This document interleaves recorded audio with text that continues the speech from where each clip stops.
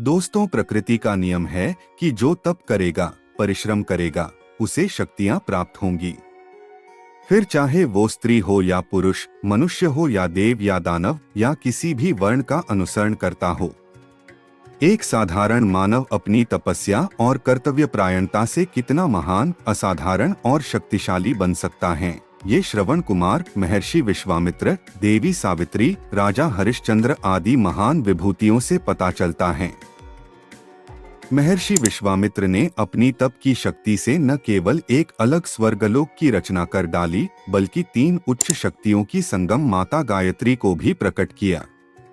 स्वयं भगवान विष्णु ने अपने मनुष्य अवतार में महर्षि विश्वामित्र को अपना गुरु बनाया। ऐसे ही महान विभूतियों ने से एक थी माता अनुसुईया। माता अनुसुईया ने अपने तप की शक्ति से न केवल एक निर्जन वन में गंगा की धारा प्रकट की, बल्कि त्रिदेवों तक को 3 नन्हे शिशुओं में बदल दिया। स्वयं माता सीता जी ने अपने पूरे वनवास के दौरान उन्हीं के दिए हुए वस्त्र और आभूषण धारण किए। इन सभी ने जन्म तो एक साधारण मानव के रूप में ही लिया था, लेकिन अपने तप के बल से इन्होंने देवताओं से भी ऊंचा स्थान पा लिया। अत्रि ऋषि की पत्नी और सती अनुसुईया की कथा से अधिकांश धर्मालु परिचित हैं। उनकी पति भक्ति की लोक प्रचलित और पौराणिक कथा है, जिसमें त्रिदेव ने उनकी परीक्षा लेने की सोची और बन गए नन्हे शिशु। दरअसल एक बार नारद जी विचरण कर रहे थे, तब तीनों देवियां मां लक्ष्मी, मां सरस्वती और मां पार्वती को परस्पर विमर्श करते देखा। तीनों देवियां अपने सतीत्व और पवित्रता की चर्चा कर रही थी। नारद जी उनके पास पहुँचे और उन्हें अत्रि महामुनि की पत्नी देवी अनुसुईया के असाधारण पातिव्रत्य के बारे में बताया। नारद जी बोले, उनके समान पवित्र और पतिव्रता तीनों लोकों में नहीं है। तीनों देवियों को मन में अनुसुईया के प्रति ईर्ष्या होने लगी। तीनों देवियों ने सती अनुसुईया के पातिव्रत्य को खंडित के लिए अपने पतियों को कहा। तीनों ने उन्हें बहुत समझाया, पर वे राजी नहीं हुई। इस विशेष आग्रह पर ब्रह्मा, विष्णु और महेश ने सती अनुसुईया के सतीत्व और ब्रह्म शक्ति परखने की सोची। जब अत्रि ऋषि आश्रम से कहीं बाहर गए थे, तब ब्रह्मा, विष्णु और महेश तीनों ने यतियों का भेष धारण किया और अत्रि ऋषि के आश्रम में पहुँचे तथा भिक्षा मांगने लगे। अतिथि सत्कार की परंपरा के चलते सती अनुसुईया ने त्रिमूर्तियों का उचित रूप से स्वागत कर उन्हें खाने के लिए निमंत्रित किया। लेकिन यतियों के भेष में त्रिमूर्तियों ने एक स्वर में कहा, हे साध्वी, हमारा एक नियम है कि जब तुम निर्वस्त्र होकर भोजन परोसोगी तभी हम भोजन करेंगे। अनुसुईया असमंजस में पड़ गई कि इससे तो उनके पातिव्रत्य के खंडित होने का संकट है। उन्होंने मन ही मन ऋषि अत्रि का स्मरण किया। दिव्य शक्ति से उन्होंने जाना कि यह तो त्रिदेव ब्रह्मा, विष्णु और महेश हैं। मुस्कुराते हुए माता अनुसुईया बोली, जैसी आपकी इच्छा। तीनों यतियों पर जल छिड़ककर उन्हें 3 प्यारे शिशुओं के रूप में बदल दिया। सुंदर शिशु देखकर माता अनुसुईया के हृदय में मातृत्व भाव उमड़ पड़ा। शिशुओं को स्तनपान कराया, दूध भात खिलाया, गोद में सुलाया। तीनों गहरी नींद में सो गए। अनुसुईया माता ने तीनों को झूले में सुलाकर कहा, तीनों लोकों पर शासन करने वाले त्रिमूर्ति मेरे शिशु बन गए, मेरे भाग्य को क्या कहा जाए।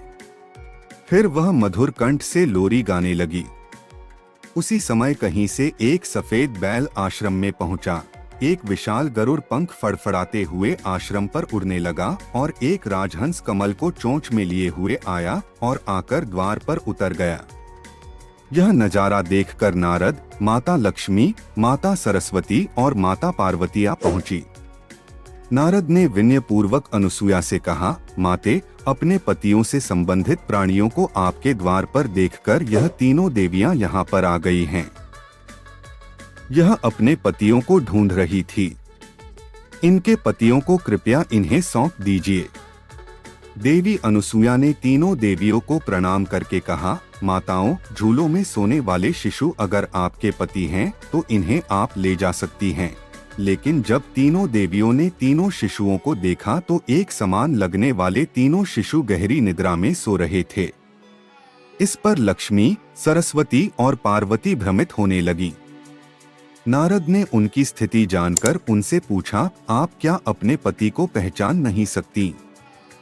जल्दी से अपने अपने पति को गोद में उठा लीजिए। देवियों ने जल्दी में एक एक शिशु को उठा लिया।